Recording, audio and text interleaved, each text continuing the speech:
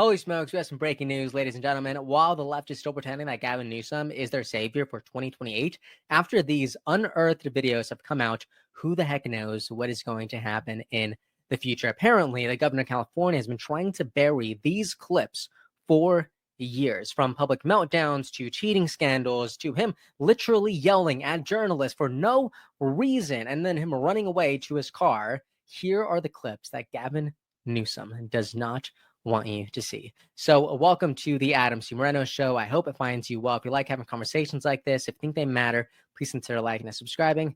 Now, let's jump right in. So I wanted us to start here with this iconic video. This is a bombshell of a Gavin Newsom literally melting down when someone brings up his small drinking problem, and then he runs away, cuts the interview, and leaves in his car. Watch this. It is quite unbelievable. So I'm asking about the attack on the Yale students over New Year's, and it's kind of spreading across the country. A couple other, some news outlets in other countries are picking it up. And it's a good reminder how important it is to remind our parents to be good stewards of underage drinking. I appreciate that. The only other question I have is, it hasn't been a very easy week for you, and I'm wondering whether you have any comment on the Mateer and Roth story about the drinking.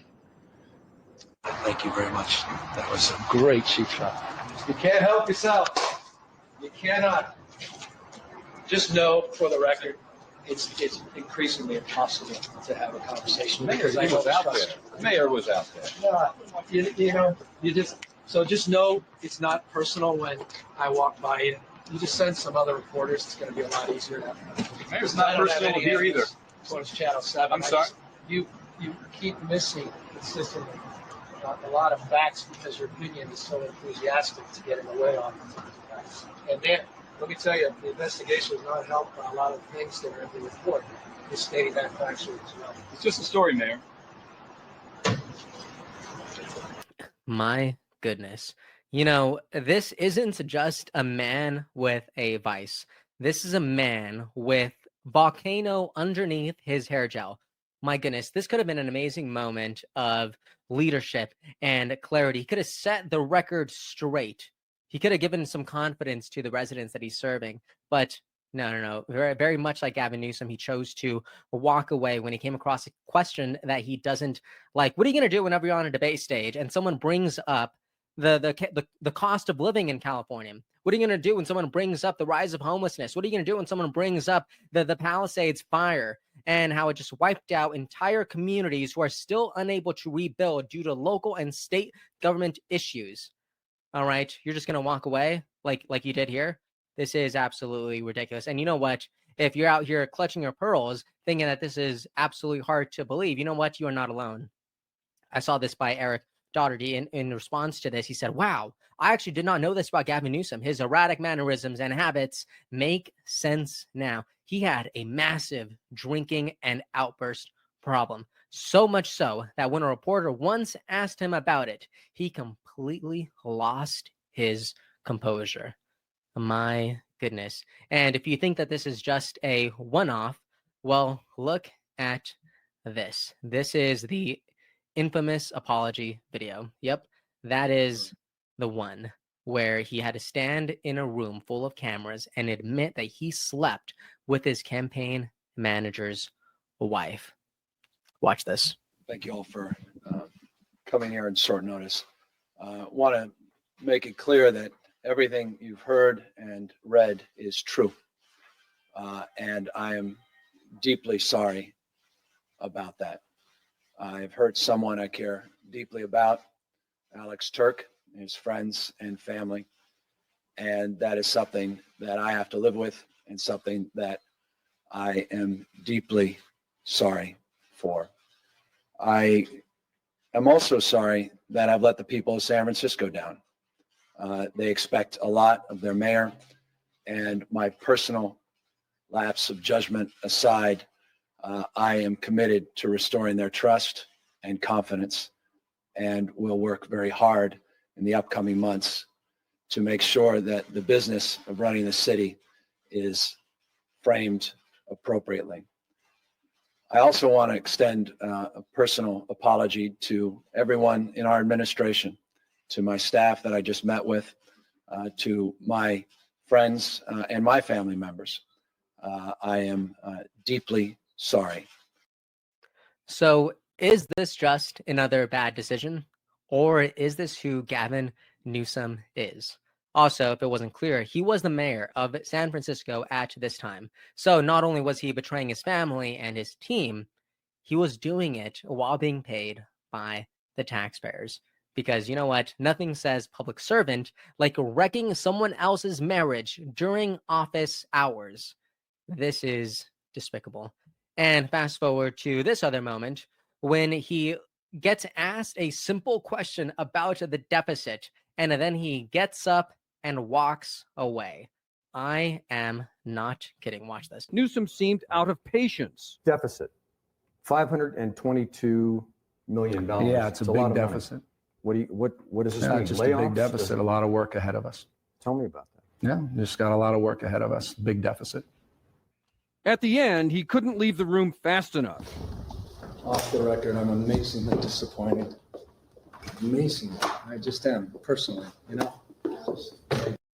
Amazingly disappointed. No. You know what's disappointing? In California, you have the fourth largest economy on this planet, but you've somehow made it unlivable for normal people. The rent is insane. Your tax policies are completely out of control, and you still think, you have the audacity to still think that being held accountable is a personal attack. You know, here's the problem with Gavin Newsom is he thinks it's about him, but it's not. It's about the people you're serving. It's about the residents of California. And I feel like I could say this because I'm from California. I love California. I consider California a home. And I'm sorry for watching it, for seeing the person responsible and seeing it crumble. This is ridiculous. But yeah, you know what? Go off, Gavin Newsom. You talk about how disappointed you are. Absolutely ridiculous. And you know what? This isn't the first time that he's been irritated by journalists. I just shared this video yesterday of him just completely losing it after a reporter was asking him a simple question. You can go watch that video. It was the video from yesterday if you're interested in that. But you know what? While the left is glazing Gavin Newsom, some people here actually know the truth. I love this video with Link Lauren.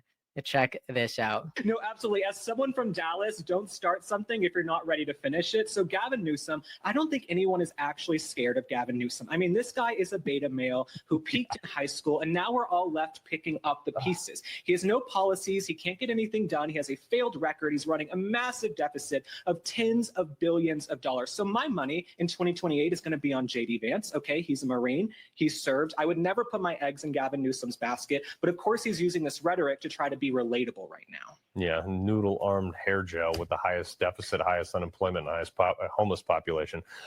All right. So good. He said that Gavin Newsom peaked in high school. My goodness. And you know what? Speaking of high school, some people are trying to bring back these throwbacks. And this is Gavin Newsom in high school. And this is our Vice President, JD Vance, in high school. And you know what? They're trying to make fun of the JD Vance here.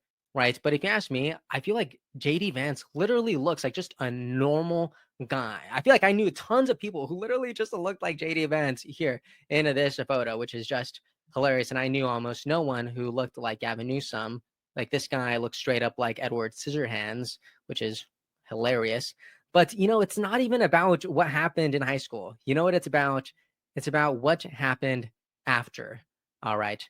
Look at this. Gavin Newsom was probably copying his friend's homework in college while JD Vance was literally preparing to serve his country. So you tell me, who looks more presidential to you, Gavin Newsom or Vice President JD Vance? And here's a video of JD Vance just absolutely crushing it today. He actually shared this on his vice president account. All right. He says the policies of the Trump administration are meant for one simple reason: to empower you to live a great life in the country that all of us love. So good watch. President Trump and Vice President Vance are only getting started. This manufacturing plant represents what makes America great. We care about protecting your precious, hard-earned tax dollars each and every day that we are on this job fighting for you. I'm most proud that we're fighting for the jobs of the people behind me and the jobs of every single working person in this country. And we're fighting to make sure that you pay low taxes. And the policies of the Trump administration are meant for one simple reason: to empower you to live a great life in this country that all of us love. This economic agenda is rocket fuel for Main Street.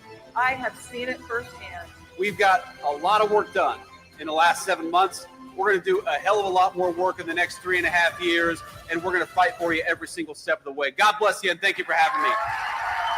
So good. JD Vance just said that we got a lot of work to do over the next 3.5 years. But you know what? I'm kind of thinking it kind of feels like 3.5 years and beyond, because there's something just so incredibly presidential about JD Vance. So, you know, Gavin Newsom does have his scandals left and right, and he absolutely does have a short temper. And then there is our vice president, JD, who just seems like the kind of guy that you actually want in charge when you're in the middle of a crisis. But that's just me. Let me know what you think about all this. Let me know your thoughts on the comment section. And if you like having conversations like this, please consider liking and subscribing. Turn on the notification bell and have a great rest of your day. Thanks for watching. Episode's over already? Geez, that was fast. Well, they say beautiful things do not last forever, but feel free to watch and listen to another one of these episodes if you're interested in those conversations as well. Also, this next part is huge. Make sure to obliterate that like and subscribe button and turn on the notification bell so you never skip a beat. I also have a newsletter where we dive into the news, politics, and ideas that shape our future. If you're interested in signing up, I'd really appreciate that. Anyways, that's the end of this episode. Thank you so much for watching and listening, and I'll see you next time.